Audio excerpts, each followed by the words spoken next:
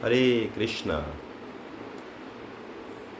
दासों के दास राधा कांत गिरधारी दास महाप्रभु से धन्यवाद देते हैं कि उन्होंने हमें एक दिन और दिया अपनी सेवा करने का। तो नित्य क्रम आप सब लोगों की कृपा से, महाप्रभु की कृपा से, तो धन्यवाद। श्री श्री राधा माधव, अष्ट सखी, पंच तत्व, विघ्न विनाशक श्री लक्ष्मी नरसिंह भगवान, कृष्ण कृपा मूर्ति ऐसी भक्ति वेदांत शिला प्रभुपाद, परम पूज्य गोपाल कृष्ण गोस्वामी गुरु महाराज, समस्त वैष्णव जन, गुरु परंपरा और आप सब लोगों की कृपा से, आप सब लोगों की ब्लेसिंग से ये जो नित्य सेवा है कर पा रहे हैं।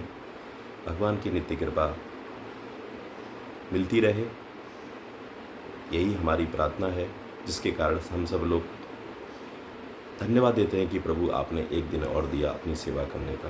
तो उसी क्रम को बढ़ाते हुए बहुत सारे लोगों का आज फ़ोन भी आया, मैसेज भी आया कि प्रभु जी भगवान कृष्ण का जन्मोत्सव, जन्माष्टमी कब मनाई जाएगी। तो सबसे बड़ा हम लोग यही रहता है कि जो भी हमारी प्राचीन वैदिक कल्चर है वो घड़ी के अनुसार नहीं चलता है, सूर्य के अनुसार चलता है। तो सूर्य आज का जो रोहिणी नक्षत्र है वो सुबह 9 बजे या 10 बजे के बीच में लगेगा और कल 9 और 10 के बीच तक रहेगा। तो जब आज सूर्य उदय हुआ तो वो रोहिणी नक्षत्र अभी सुबह नहीं था। कल जब सूर्य उदय होगा तो रोहिणी नक्षत्र आपको मिलेगा। तो कल ज़्यादा पुण्यदायी आपको जन्म उत्सव, आप कल का व्रत करें, कल का भगवान के लिए महापर्व आप उसको मनाएं और प्रण करें कम से कम 2 माला करने का। 2 माला नहीं कर सकते तो कम से कम डेली एक भगवद गीता का एक श्लोक पढ़ने का प्रण करें। ये जो जन्म उत्सव, जन्माष्टमी भगवान की आई है कि उससे प्रण करें कि, और कुछ नहीं कर सकते तो भगवान का नित्य क्या करिए, भगवान को डेली स्नान कराइए, भगवान को डेली भोग लगाइए। कुछ नहीं कर सकते तो कुछ न कुछ प्रण जरूर करें। बहुत सारे लोग प्रण, प्रभु जी मैं बंधना नहीं चाहता, मैं आजाद, बिना बंधे हम भक्ति मार्ग पर आगे नहीं बढ़ सकते। तो प्रण करें आप सब लोग, जिसमें जो जो प्रण कर रहे मुझे ज़रूर भेजें कि प्रभु जी मैंने कल जन्माष्टमी से ये प्रण करता हूँ, कम से कम 2 माला अपने जीवन में अपनाने का प्रयास करूँगा। मैं डेली लड्डू गोपाल को स्नान कराऊँगा, मैं डेली भगवान को भोग लगाऊँगा, जो भी मेरे घर पर लगेगा। तो हमें प्रण करना चाहिए। तो हमारा प्रण यही है, जो हमारी आत्मा है उनको भगवान की सेवा में लगाना, परम आत्मा के से मिलन कराने के लिए हम लोग प्रयास कराते हैं। जब हम अपने परम आत्मा को भगवान की सेवा से जोड़ेंगे तो भगवान बहुत प्रसन्न होंगे। तो यही हमारा जीवन का उद्देश्य होना चाहिए, तभी हम अपने जीवन को सार्थक कर सकते हैं। अन्यथा ये जीवन, मनुष्य जीवन पशुओं के समान है। पशुओं में और हम में कोई अंतर नहीं है, बस यही अंतर है, हम भगवान की सेवा, वो सेवा नहीं कर सकते, हम लोग भगवान की सेवा कर सकते हैं उनको प्रसन्न करने के लिए। तो आज का जो हमारा चर्चा है, चर्चा हम लोग जिस पर करेंगे वो चर्चा बहुत अच्छा एक टॉपिक है, कृष्ण भावना जो कौओं को हंस बना देती है। क्या टॉपिक है? कृष्ण भावना जो कौओं को हंस बना देती है।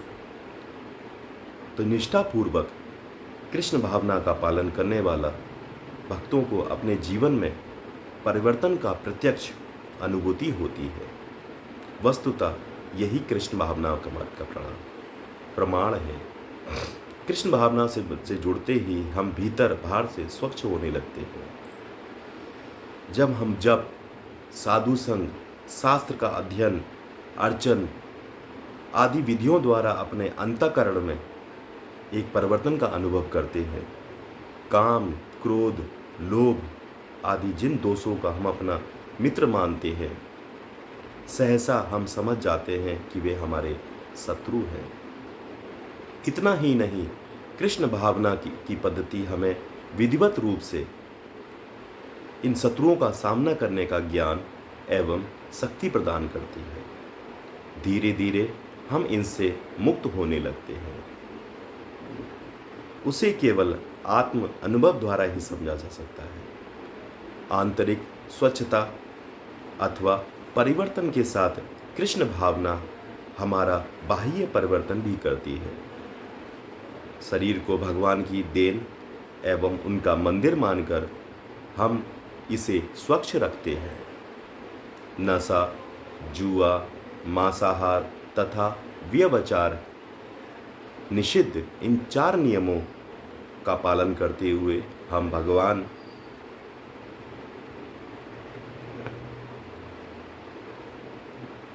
द्वारा प्रदान अनुपम भेंट शरीर को उनकी सेवा में संजोकर रखते हैं।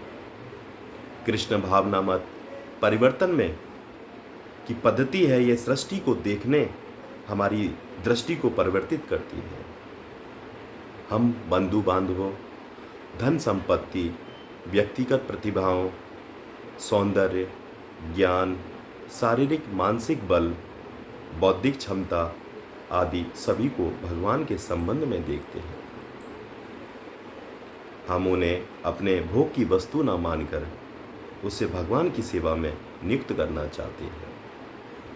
हम लोगों में अपने पराये का भेद छोड़कर प्रत्येक जीव की भगवान की संतान के रूप में देखना चाहिए। हम समझ जाते हैं कि जीवात्मा अपने पूर्व कर्मों के अनुसार भिन्न भिन्न शरीर प्राप्त करता है, जबकि उन सभी में वास करने वाली आत्मा श्री कृष्ण का अंश है और गुणों की दृष्टि से सच्चिदानंद विग्रह है। इस प्रकार हम सबका यथोचित सम्मान करने लगते हैं। कृष्ण भावना हमारे विचारों को वास्तविक रूप प्रदान करती है और उसे वसुदैव कुटुंबकम की दिशा में ले जाती है। कृष्ण भावना हमें आसक्ति से अनासक्ति की ओर ले जाती है। कृष्ण भावना हमें विकर्म से अकर्म की ओर ले जाती है। कृष्ण भावना हमें भोग से योग की ओर ले जाती है। कृष्ण भावना हमें भौतिक संसार से वैकुंठ की ओर ले जाती है। कृष्ण भावना हमें निरस्ता से सरलता की ओर ले जाती है, दुखों से सुखों की ओर ले जाती है, मृत्यु से अमरता की ओर ले जाती है और अज्ञान से ज्ञान की ओर ले जाती है तथा विष से अमृत की ओर ले जाती है। श्रीमद् भागवतम के 1.5, 10 और 11 में श्री सूत गोस्वामी नैमिषारण्य में ऋषियों से कहते हैं, जो शब्द संपूर्ण ब्राह्मण के वातावरण को पावन करने वाले श्री भगवान का यशोगान नहीं करता, ब्रह्मांड के वातावरण को पावन करने वाले श्री भगवान का यशोगान जो भक्त नहीं करता, संतजन उन शब्दों के कौवों को तीर्थ स्थल मानते हैं। दिव्य धाम में रहने वाले निर्मल चित्त के सज्जनों को ऐसे स्थान पर कोई सुख प्राप्त नहीं होता।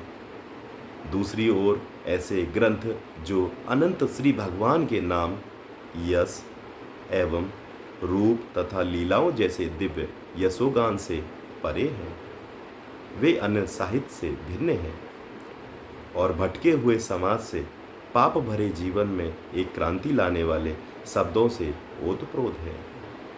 भले ही ऐसे दिव्य ग्रंथों की रचना में कुछ त्रुटियां क्यों ना हो, वे पूरी तरह से निष्कपट मनुष्यों द्वारा सुने, गाए तथा स्वीकार किए जाते हैं।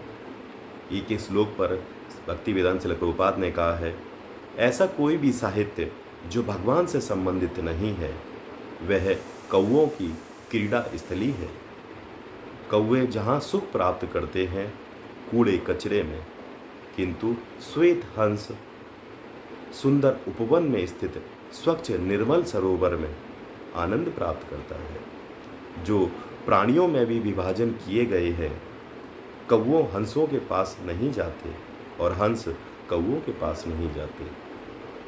इसी प्रकार मनुष्य समाज में कुछ लोग कौवों के समान होते हैं और कुछ हंसों के समान। हंस जैसे लोग उस कृष्ण भावना को स्वीकार करते हैं जो स्पष्ट है, जिसका दर्शन सुंदर है।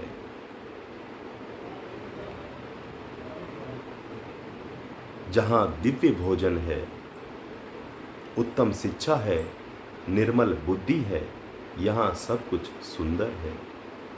जबकि कौवे जैसे लोग कलवों एवं पार्टियों में तथा नृत्य देखने जाते हैं। कृष्ण भावनामृत आंदोलन हंस जैसे लोगों के लिए है। कौवे जैसे लोगों के लिए नहीं, किंतु हम कौवों को भी हंस बना देते हैं। यही हमारा दर्शन है। जो लोग एक समय कौवों के समान थे, आज हंस बनकर तैर रहे हैं। यही कृष्ण भावना का लाभ है। दूसरे शब्दों में कहा जाए तो कृष्ण भावना कौवों को हंस बना देती है। हरि हरि बोल। तो बहुत बड़ा सार है इस टॉपिक के अंदर। डिपेंड हमें अपने आप ही करना है कि हमें आनंद कहाँ मिल रहा है। परम आनंद से जुड़ना है तो बहुत सारे लोग किटी पार्टी में आनंद कर रहे हैं, बहुत सारे लोग शराब पीकर आनंद ले रहे हैं, बहुत सारे लोग जुआ खेल कर आनंद ले रहे हैं, बहुत सारे लोग मांसाहार कर आनंद ले रहे हैं। वो आनंद नहीं है, वो क्षणिक है। परम आनंद लेना है तो भगवान कृष्ण की सेवा करने में है, बाकी सब निरर्थक है।